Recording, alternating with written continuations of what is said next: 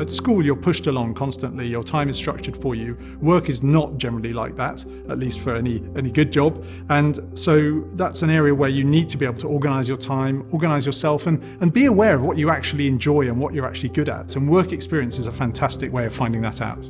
Being in the workforce, whether it's interning, volunteering, doing a bit of work for your parents or a friend, anything gives you an opportunity to learn how to do things you didn't know how to do, how to work things out for yourself. This all contributes to what we call common sense, which is essentially what every employer is looking for in a young person. Work experience is important for young people because it helps them develop employability skills like communication, confidence and team working. It also lets them understand what employers are looking for and to make the right decision about their future career.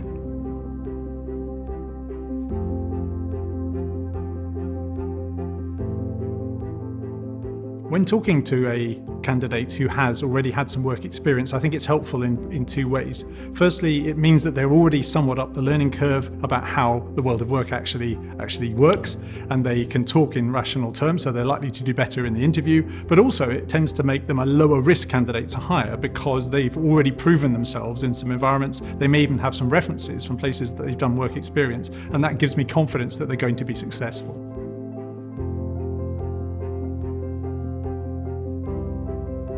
We're obviously interested in their technical aptitude for the subject, and that may well be their grades, and particularly in STEM subjects.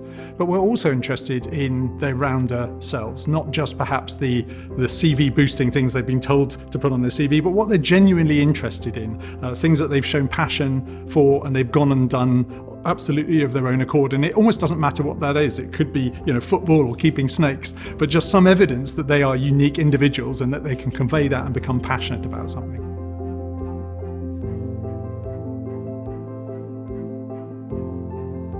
Common sense, which is a function of experience, which means they have to have had other experience in work. I'm looking for proactivity, someone who doesn't have to be told absolutely everything that they have to do. They can work it out for themselves.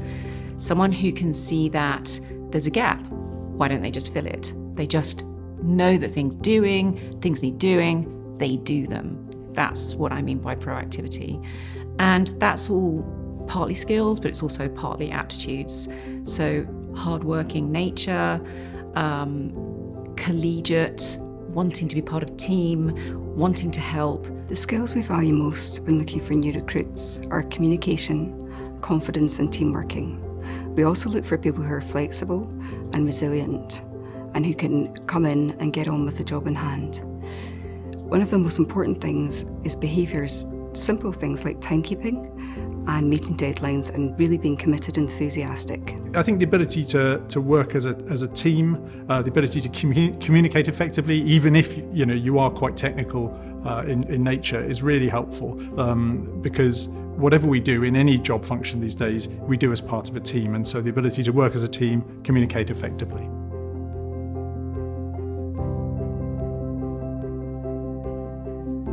Young people quite often, not always, lack confidence.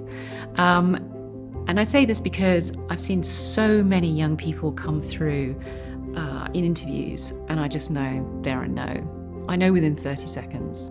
And it's not because they're badly dressed, it's not because they haven't got A grades in their CV, it's even dafter and simpler than that. They didn't stand up straight, they didn't walk in and smile, they didn't hold their hand out and give a firm handshake. They showed lack of confidence in their body language. They showed that they didn't want to be there. They showed they didn't know anything about your business or what this opportunity was. They weren't looking and sounding positive and excited and proactive and knowledgeable about this opportunity. And you could tell all of that from their body language. At school, you're micromanaged, but in the world of work, you're typically given a fairly ill-defined goal and left largely to your own devices to achieve it. And therefore, I think if there's one thing you can do to really help students to prepare for the world of work, it's to start giving them some of that responsibility. Give them a goal, give them some time to think about how they're going to achieve it without kind of micromanaging their time.